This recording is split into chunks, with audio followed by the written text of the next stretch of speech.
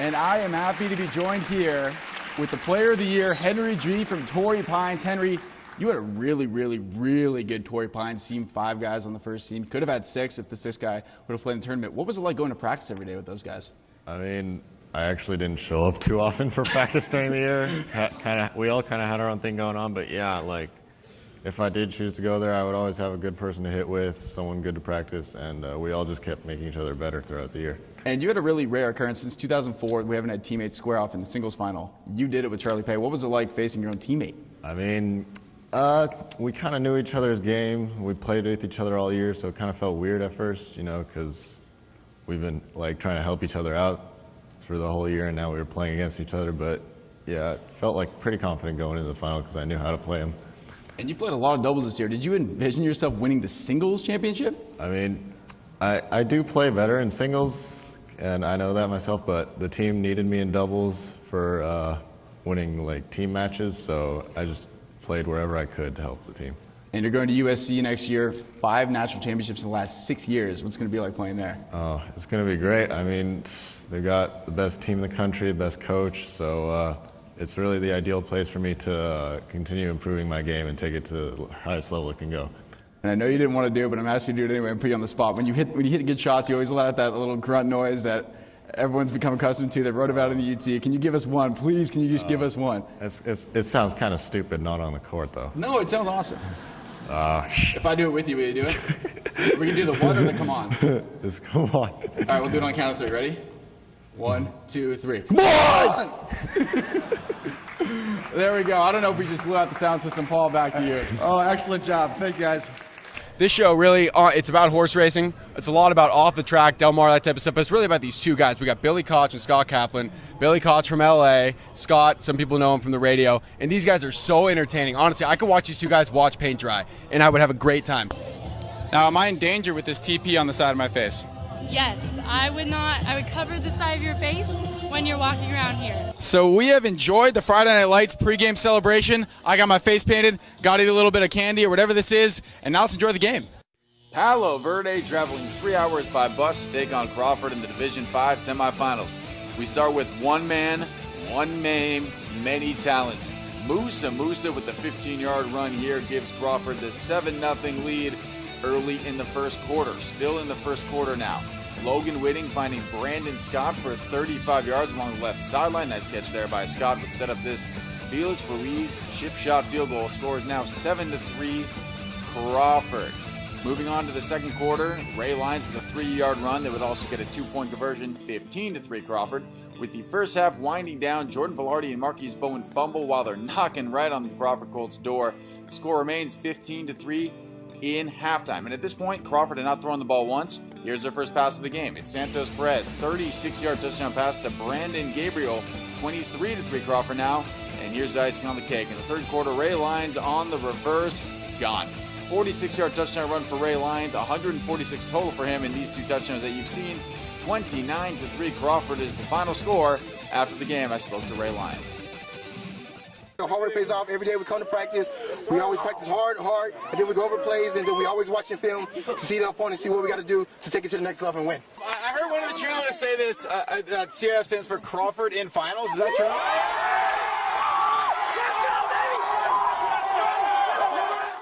So here we go. Stanford in the I formation. Troy Lolo, the tight end, big guy. Might want to watch out for him in the red zone. He's 6'8".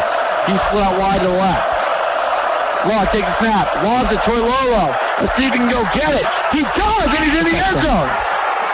Touchdown, Stanford.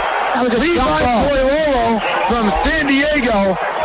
The 6'8" tight end makes the play, and we are 1 point away from overtime number 3. That was a Lott, 3-step drop, looking to his right, looking for a Wilson. It's picked off! Mikhail Roby! Here he goes! In the end zone! Touchdown USC! And USC will take the lead with 3:08 left in the fourth quarter! Can you believe it? 2 receivers to his right, 1 to the left. The one to the left is Robert Woods. Gives the ball to McNeil. McNeil with a lot of room on the left side. He's got the whole sideline. He can go all the way. 30, 20. It's a foot race, and it will be won by Curtis McNeil. Touchdown USC. Cal Poly and Long Beach State. Understandable. Cal State Fullerton, UC Irvine, and Long Beach State. Huge baseball powerhouses. Next pitch is pulled deep to right. That's got a chance. It is gone. Ryan Getz with his second home run of the year. RBI number 23 as well. And right away the Highlanders are up 1-0. Getz did a great job of battling throughout the whole entire bat. Finally got a pitch he really liked and showed it by putting into the right field trees. 2-1. Hit up the middle. Haregrove loses the handle on the ball. Chamboy safe first, and a run scores. How about that? Haregrove pulling the ball out of his glove, just completely loses it. And the score is now 6-3. How many plays on an NFL team are on offense per game? What percentage would you say? You don't need to know the real number. Just give me an average, something. Like 60? So 60% of the time, we're going to get this. 60% of the time, a team is on offense. Yes. So both teams added together would be how much percent? Okay, 50. I'm dropping the mic. I don't want to drop the mic though because it's not mine. I think you just proved your point. Tommy Morris here at Morris High School with the Morris dance team. What did that take you guys to learn? About a week to put it all together, a week to 2 weeks. And was that hard to learn in a week? 2 weeks is kind of a short time? Yeah, we were on quite a time crunch, so it was pretty intense, but we got it done. Okay, so now you're going to teach it to me in 30 seconds. How about that? In 30 seconds. So you're going to give me the core of the dance, like the meat of the best part of the dance. We're going to learn how to do it real quick on the Hogcast. So you're going to hop a little bit? I have no rhythm, by the way, too, so it might be an issue. All right. So you're going to go 1, you're going to clap, 2, and you go left, right, clap, step. Okay, oh, it's like a freestyle pose? Yeah. Like one of the, okay. The members of the Australia Morris County 1992 team, please go down to the field by the Red Jackets. Guys, thank you so much. You have anything to say to San Diego County about how good your dance team is? Who wants to brag about the Morris dance team? Because you guys were good. No bragging? No. They're too kind here at Morris. This is Tommy Morris at Morris High School, learning how to dance a little bit. Montgomery hosting Castle Park High School for the Warrior Bowl. Let's take a look at the Warrior Bowl trophy right here. First quarter, Castle Park with the ball. Malik Steen from 3 yards away on the sweep will score. He scored 2 touchdowns on the game. 7-0 Castle Park at this point.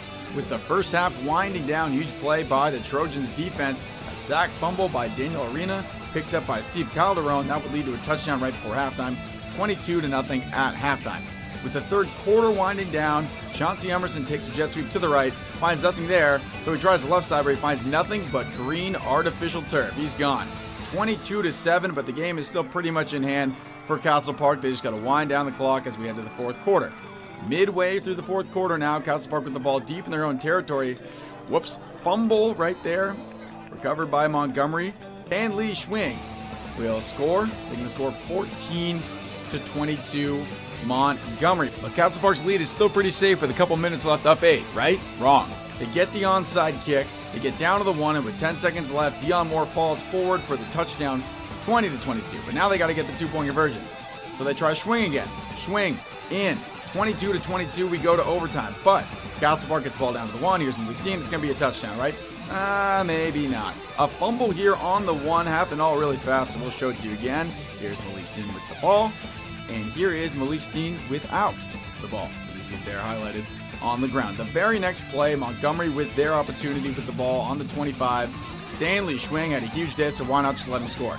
Here he is breaking some tackles, 10 carries, 166 yards, and this, his second touchdown to win the game. Montgomery wins in miraculous fashion, 28-22. Morris, executive producer for Stable Wars, a new show that is debuting on Fox Sports San Diego really soon here. And Tommy, give us the goods. What's this show all about? Well, first of all, thanks for having me out here. I'm really excited to be here. This show really, it's about horse racing. It's a lot about off the track, Del Mar, that type of stuff, but it's really about these two guys. We got Billy Koch and Scott Kaplan.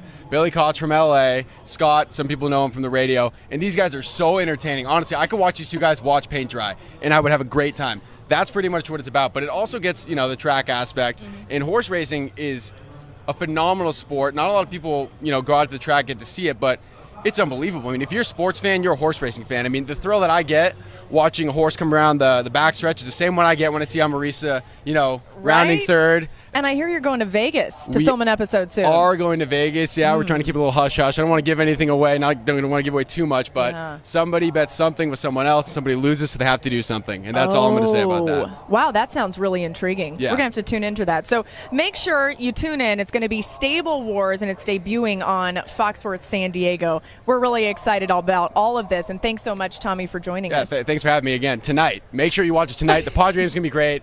Padres are going to win, and then you're going to watch Stable Wars. It's going to be awesome.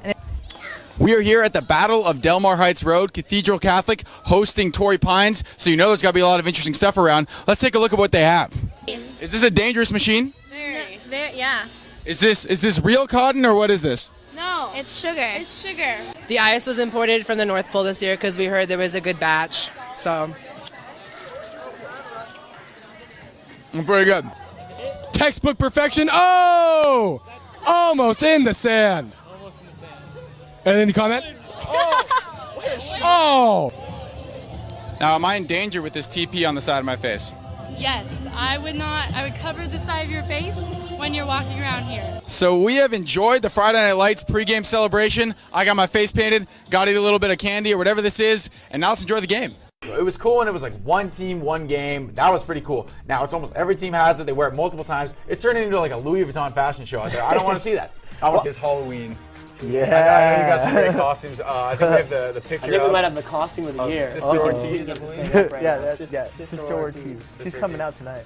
Andrew Chun, Bishops. The goalie had 310 saves this season and is the only non-senior to get first-team All-CIF honors.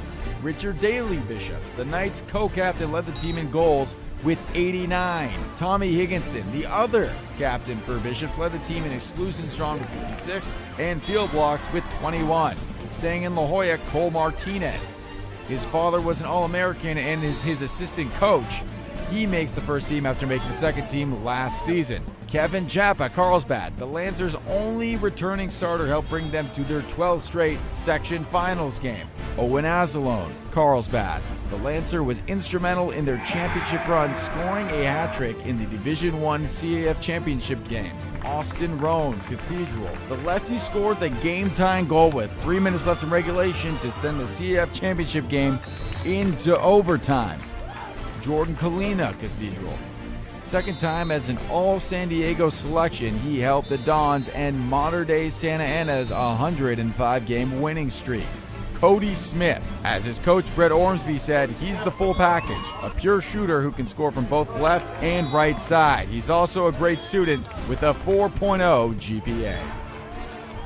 I'm Tommy Morris here at Mount Carmel High School. It's senior night, not just for the players, not just for the cheerleaders, not just for the band, but also for the water girls. Coach, get in here for a sec. We need you here for a second.